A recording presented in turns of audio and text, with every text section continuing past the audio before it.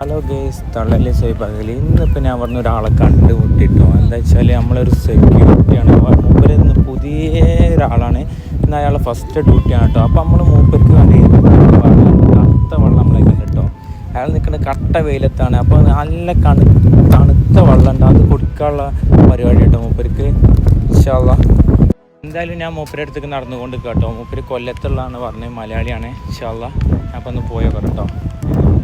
Happy ആവോ ഇല്ല എന്ന് നോക്കട്ടെ. ഇതിൻ്റെ ഉള്ളിലാട്ടോ മൂപ്പര്.